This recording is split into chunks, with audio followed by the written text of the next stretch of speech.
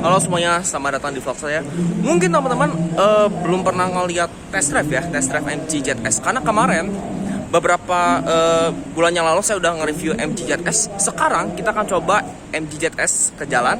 Walaupun secara overall kita nggak akan tes terlalu panjang, kita akan first drive di kisaran 23 Pascal. Karena saya belum pernah nyoba sih MG ZS, rasanya seperti apa, bandingan dan segala macamnya.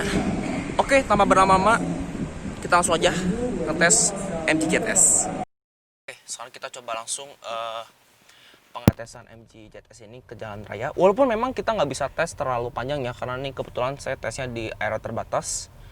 Yang pertama, ini setirnya enteng, ini enteng sekali, dan feedback setir ke jalan tuh dia masih ada walaupun memang nggak banyak.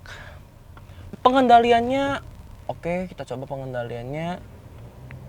Ya masih cukup baik, lihat nih. Ya pengendalian cukup baik, tapi memang kadang dia kosong gitu. Kadang kalau misalkan saya belok setir ke kanan, dia kadang nggak ikut, kadang nggak juga. Jadi memang feedback setirnya ada, tapi nggak sepenuhnya ada gitu. Bicara ke kedalaman kabin, ZS ini juga kabinnya hening. Suara dari ban, peredaman dari semua tuh dia overall baik. Meskipun memang dia punya panoramic sunroof, ini khusus di tipe Ignite. Kalau yang Excite tuh dia nggak punya panoramic sunroof, tapi suaranya dia nggak ada masalah, jadi nggak bising. Nah, sekarang kita coba gaspol. Dia tuh agak ini ya, agak slow.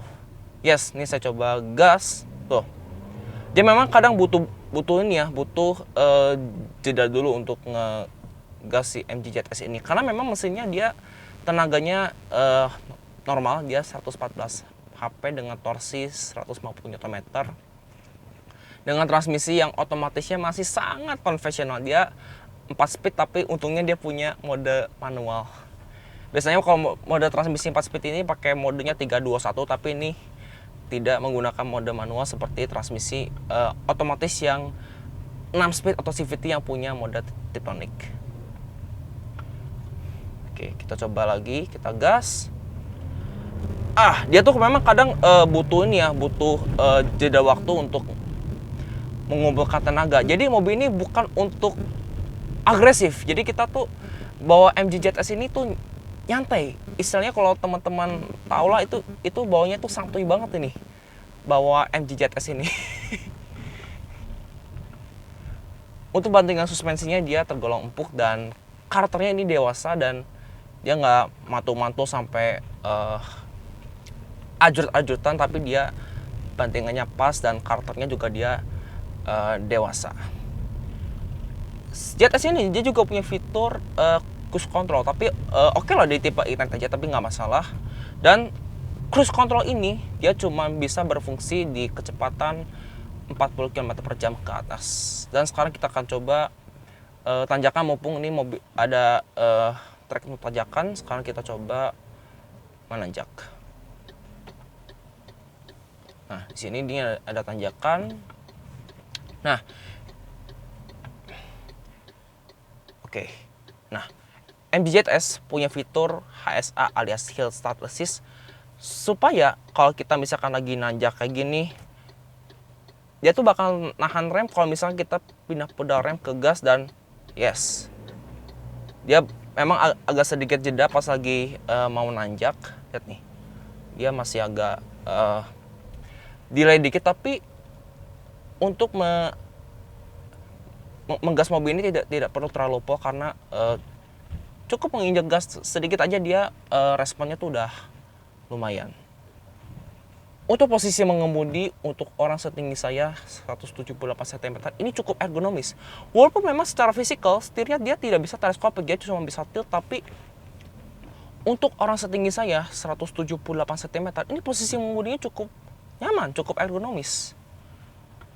Lihat nih, tangan saya pas, kaki saya juga pas, tidak ada masalah sama sekali. Dan ini juga dia kursinya juga punya fitur high adjuster untuk menekan menurunkan kursi.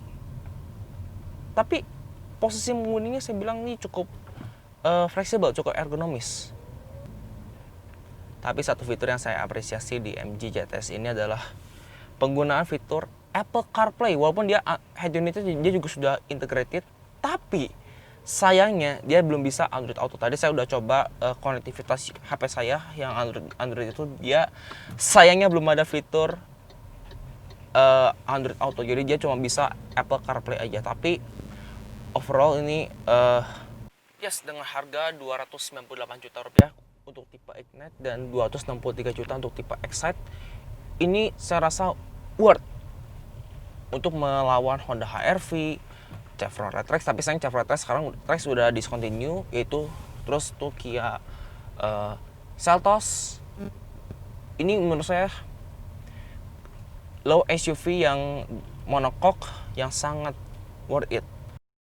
Tapi yang banyak dipertanyakan di MG ZS ini adalah di manakah tombol stability control. Yes, untuk mematikan traction control di MG ZS ini ternyata bukan di head unit ya, dia cuma bisa dipadamkan di fitur MID. Oke, banyak yang nanya masalah steering mode. Jadi dia tuh ada 3 steering mode. Jadi ada urban, normal, dan dynamic. Nah, itu sebenarnya fungsinya buat apa? Apakah buat mobil itu jadi agresif? Jawabannya enggak ternyata. Urban, normal, dan dynamic itu adalah buat memberatkan setir. Jadi kalau misalkan kita pengen buat setir di tol itu biar stabil dan nggak melayang, kalian bisa setel. Ini mungkin satu-satunya di kelas ini low SUV yang 5 seater. Lihat nih, dia punya urban, normal, dan dynamic, dan ini rasa setirnya langsung berbeda. Dan kalau saya ini kebetulan saya lagi tes pakai dynamic, dan ini memang setirnya sedikit lebih berat supaya kalau kita misalkan mau ikutan belok di jalan tol, dia tuh jadi nggak ini ya, setirnya tuh jadi kayak ngerasa nggak jadi direct banget gitu. Kalau misalkan kita pakai urban dan normal itu setirnya enteng banget, tapi kalau kita pakai dynamic ini setirnya langsung memberat. Jadi mode setir ini kita bisa atur sesuai selera, jadi nggak harus nggak akan otomatis kita bisa kita pilih. Kita tinggal pencet aja nih mau steering, mau urban, mau normal, mau dynamic, itu dia bisa banget. Dan Anda bisa pakai setiap saat, mau di jalan biasa atau jalan tol tuh bisa banget. Overall ini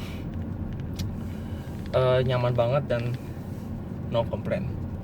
Tapi ada sedikit hal yang agak mengganggu mata, tapi nggak banyak. Yang pertama, memang AC-nya memang sudah digital, tapi memang belum auto climate control, sehingga memang ini masih agak kalah sama rivalnya, terutama HR-V yang sudah punya climate control. Cuma di ZS ini memang belum ada.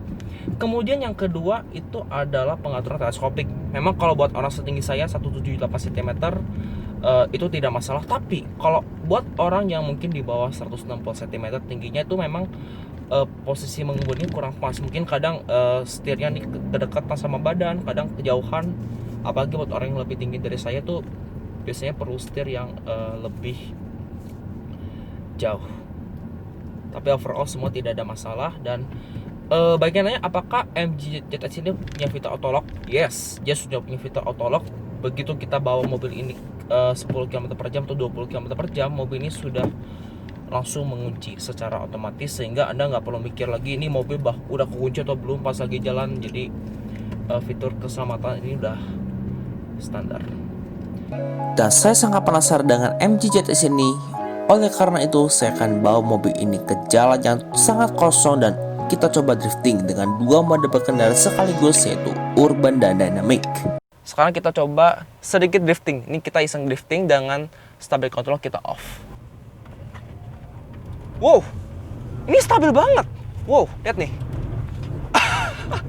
Stabil banget, dan ini pengendalinya sangat baik. Lihat nih, saya putar setir dan saya gas dengan kecepatan 20 km per jam dengan stability control di off. Ini stabil sekali dan tidak melayang. Lihat nih, saya coba sekali lagi, kita putar lagi.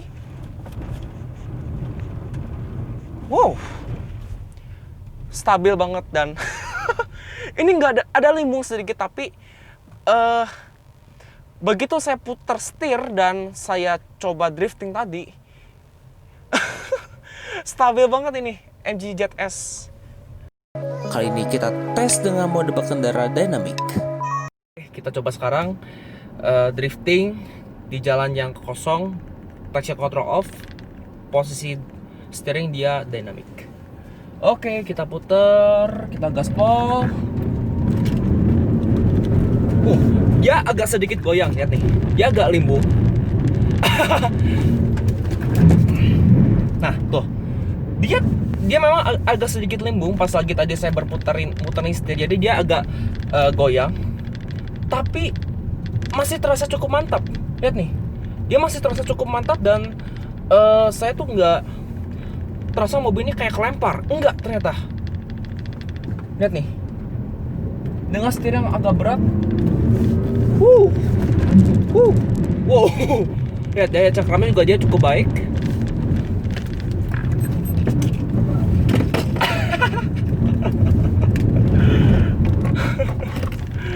Wow, ini cukup baik nih daya cengkramnya di MG ZS. Tapi overall pasti pemilik ZS ini biasanya jarang banget sih ngedrifting di sini. Tapi saya udah coba ini drifting jalan kosong stabil. Tapi memang ada sedikit limbung, tapi itu tidak masalah sama sekali. Dan ini memang kestabilannya tuh cukup baik. Lihat nih, dia mengguncang, meredam. Suspensinya tuh dia sangat pas. Luar biasa sekali nih MG ZS dengan harga di bawah 300 juta rupiah. Kecuali kalau Anda beli warna merah yang tipe Ignite, karena MG ZS Ignite yang warna merah dia mesti nambah 4 juta dan itu harganya udah di atas 300 juta rupiah. Benar-benar luar biasa nih MG ZS. Menikung dan melakukan manuver di jalan yang sepi dan ini sangat-sangat amat stabil. Dan satu lagi juga MG ZS punya fitur kamera parkir dan dia juga punya fitur guidance light. Nih kalau saya mundur saya nggak perlu